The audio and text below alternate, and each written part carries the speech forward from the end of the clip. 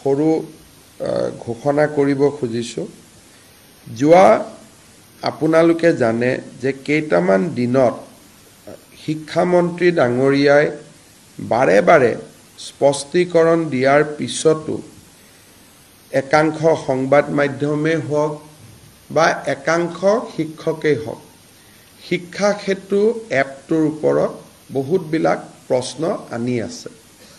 কিন্তু বহুত শিক্ষকে আমাক জনাইছে যে এপটোত কোনো সমস্যা নাই, কিন্তু তাৰ পিছতো একাংশ সংবাদ মাধ্যমত এই বিষয়ে যোৱা এটা বছৰ চৰ্চিত হৈ আছে। আমি এখন আজি চৰকাৰে কমিটি গঠন কৰিছোঁ। এই কমিটিখনত 3জন ব্যক্তি থাকিব। প্ৰফেচাৰ পৰমেশ্বৰ আয়াৰ, তেখেত dean IIT Guwahati, professor Sarat Kumar Patra, তেওঁ director Indian information of technology Guwahati, doctor Hiten Choudhury, তেওঁ কটন কলেজৰ head of the department computer science and information technology. অৰ্থাৎ ৰাজ্যত ইনফৰমেশ্যন টেকনলজিৰ ওপৰত যদি কোনোবা বিশেষজ্ঞ বা কম্পিউটাৰৰ ওপৰত যদি আমি বিশেষজ্ঞ বুলি কওঁ, এওঁলোকতকৈ আৰু ওপৰত বিশেষজ্ঞ আজিৰ দিনত হয়তো আমাৰ ৰাজ্যত 2-4জন থাকিলেও ফটক কৰি পাবলৈ টান হ'ব। এই 3জন ব্যক্তি আৰু য'ত director elementary education will be the member secretary.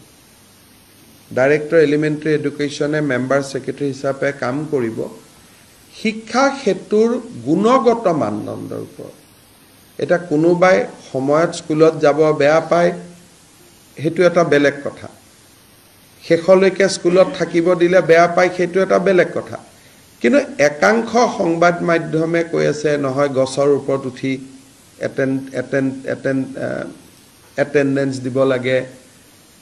এতিয়া যিসকলে এপটো পৰিচালনা কৰিছে তেওঁলোকে মোক জনাইছে যে এইবোৰ একো কৰিব নালাগে, ৰেকৰ্ডখিনি লৈ ল'ব, 4টা বজাৰ পিছত ঘৰত আহিও বস্তুখিনি আপলোড কৰি দিব পাৰি। কোনো গছত বা ঘৰত উঠাৰ কোনো প্ৰয়োজন নাই। কিন্তু গোটেই শিক্ষা ব্যৱস্থাটো যোৱা কিছুদিনৰ পৰা এনেকুৱা এটা পৰিৱেশ কৰি দিয়া হৈছে যে মানে একেবাৰে যেন গভৰ্ণমেণ্টে এটা তগলকি নীতি চলাই আছে। আমি সকলো এটা কথা বুজিব লাগিব যে অসমৰ আটাইতকৈ দৰিদ্ৰ ছাত্ৰ ছাত্ৰীসকল চৰকাৰী স্কুলত পঢ়ে। আটাইতকৈ দুখীয়া ল'ৰা ছোৱালী চৰকাৰী স্কুলত পঢ়ে। আৰু তেওঁলোকক যদি আমি ন্যায় দিব নোৱাৰোঁ, শিক্ষাই অসমতাৰ সৃষ্টি কৰিব। অকল ধনী মানুহৰ ঘৰৰ ল'ৰা ছোৱালী ডাক্তৰ হ'ব, ইঞ্জিনিয়াৰ হ'ব, আৰু দুখীয়া মানুহৰ ঘৰৰ ল'ৰা ছোৱালী কেতিয়াও ডক্টৰ ইঞ্জিনিয়াৰ হ'ব নোৱাৰিব। গান্ধীজীয়ে কৈছিল যে শিক্ষাই সমতাৰ সৃষ্টি কৰে। Education has a equalizing effect in our society. কিন্তু যদি চৰকাৰী শিক্ষকসকল স্কুলত নাযায়, তে শিক্ষাই ইমান এটা ডাঙৰ অসমতাৰ সৃষ্টি কৰিব যে সেই অসমতা আমি দূৰ কৰিব নোৱাৰোঁ। আজি মই এটা উদাহৰণ দিছোঁ।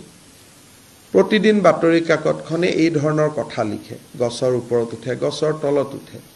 কিন্তু তেওঁৰ বা মোৰ 2টা ল'ৰা ছোৱালীয়ে প্ৰাইভেট স্কুলত পঢ়িছোঁ। গতিকে এই দুখীয়া দৰিদ্ৰ চৰকাৰী স্কুলত পঢ়া ল'ৰা ছোৱালীৰ যিটো প্ৰয়োজনীয়তা যে শিক্ষক এজন তেওঁলোকৰ বাবে মৌলিক অধিকাৰ, শিক্ষকজন তেওঁলোকৰ মৌলিক অধিকাৰ, that is their fundamental rights. গতিকে শিক্ষকজনক সময়ত উপস্থিত থাকিব কোৱাটো চৰকাৰখনৰ বাবে অপৰাধ হ'ব নোৱাৰে। শিক্ষামন্ত্ৰীক তাৰ কাৰণে অপৰাধী সজাব নোৱাৰে। কিন্তু যদি এপটোত কিবা ভুল আছে, ডেফিনেটলি আমি ঠিক কৰিব লাগিব।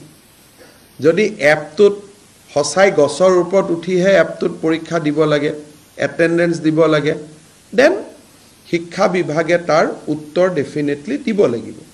আৰু শিক্ষা বিভাগো ৰাইজৰ কাঠগড়াত থিয় হ'ব লাগিব। সেইকাৰণে মই অসমৰ শিক্ষক সমাজক অনুৰোধ কৰি যে যিসকলে এপটোৰ গুণগত মানদণ্ডৰ ওপৰত প্ৰশ্ন কৰিছে তেওঁলোকে ডাইৰেক্টৰ এলিমেণ্টাৰী এডুকেশ্যনৰ ওচৰত তেওঁলোকৰ অভিজ্ঞতাখিনি লিখি দিলে এই তিনিওজন কমিটি যি তিনিখন কমিটি আছে ডক্টৰ পৰমেশ্বৰ আয়াৰ তেওঁ গুৱাহাটী IITৰ dean doctor Sarat Kumar Patra director Indian institute of information technology Guwahati আৰু doctor Hiten Choudhury head of the department of Cotton College computer science আৰু ইনফৰমেশ্যন টেকনলজিৰ HOD এই তিনিওজন ব্যক্তিয়ে স্কুলবিলাকতো যাব এপটো নিজে চলাই চাব তাত কিবা ভুল আছে নেকি আৰু শিক্ষকসকলৰ কথাও শুনিব আৰু তেওঁলোকে আমাক সাজেশন দিব যে এপটোক যদি কিবা ভুল আছে আমি কেনেকৈ তাক ইমপ্ৰুভ কৰিব পাৰোঁ কিন্তু সময়ত যোৱা আৰু সময়ত স্কুলৰ পৰা অহা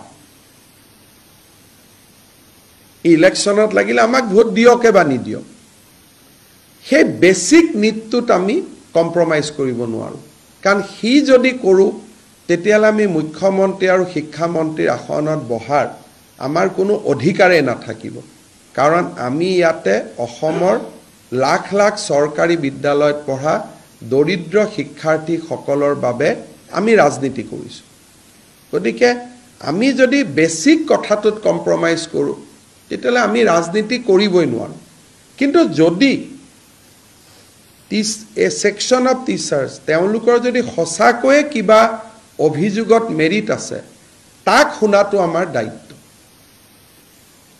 তাক শুনা তাক নিৰাময় কৰা আমাৰ দায়িত্ব গতিকে মই ৰাজ্যৰ শিক্ষক সমাজক আমাৰো ভুল থাকিব পাৰে মই নকওঁ যে আমি একেবাৰে ভুল কৰিব নোৱাৰা মানুহ আমাৰো ভুল থাকিব পাৰে কিন্তু এপটোৰ যদি গুণগত মানদণ্ডৰ ওপৰত কিবা ক'বলগীয়া আছে তেওঁলোকে ক'ব পাৰিব আৰু এই তিনিওজনীয়া কমিটি মই ৰাজ্যৰ তিনিখন চৰৰ বিদ্যালয়ত গৈ চৰ চাপৰি বিদ্যালয়ত গৈ তিনিখন পাহাৰৰ বিদ্যালয়ত গৈ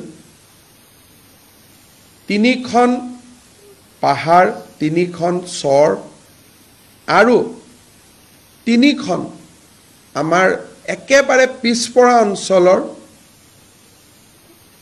স্কুলত গৈ এপখিনি ৰাতিপুৱা সেই সময়টোত নিজে ব্যৱহাৰ কৰি আমাক পৰামৰ্শ দিবলৈ মই আহ্বান জনাইছোঁ কমিটিখনৰ লগত ময়ো কথা পাতি ল'ম জুলাই মাহৰ 31 তাৰিখলৈকে যেহেতু গৰম বন্ধ থাকিব সকলো শিক্ষকক এই কমিটিত মই তেওঁলোকৰ অভিজ্ঞতা কমপ্লেইন দিবৰ বাবে মই অনুৰোধ কৰিম অহা কালি বা পৰহি পেপাৰত ইমেইল একাউণ্ট আদি কমিটিয়ে দি দিব আৰু আমি নিৰপেক্ষভাৱে এই কমিটিখনৰ প্ৰতিবেদন অহা 1 ছেপ্টেম্বৰত ৰাইজৰ আগত আমি প্ৰকাশ কৰিম যে কিবা যদি বেয়াও দেখিছে এপটোত আমাক কি ক'ব তেওঁলোকে ক'ব যে দুটা আৰু ইয়াত প্ৰভিজন সোমাই লওক দুটা ভাল সফটৱেৰ আনক ভাল কৰক ভাল কৰাটো আমাৰ কোনো আপত্তি নাই সো উইল ডু দ্যাট মই ভাবো যে এই ব্যৱস্থাৰ পিছত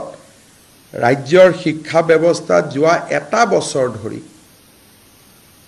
যিকোনো কাৰণতে সৃষ্টি হৈ থকা তিক্ততাৰ অৱসান ঘটিব আৰু শিক্ষামন্ত্ৰী অনুজ পেগু ডাঙৰীয়াৰ লগতো মই কথা পাতিছোঁ তেওঁ কৈছে যে মোৰ কোনো আপত্তি নাই মুখ্যমন্ত্ৰীয়ে যদি এনেকুৱা কমিটি এটা গঠন কৰি দিয়ে মই আদৰণি জনাম আৰু এই কমিটিটো শিক্ষা বিভাগৰ পৰিৱৰ্তে মই নিজে পিক কৰিছোঁ যাতে ই সম্পূৰ্ণ নিৰপেক্ষ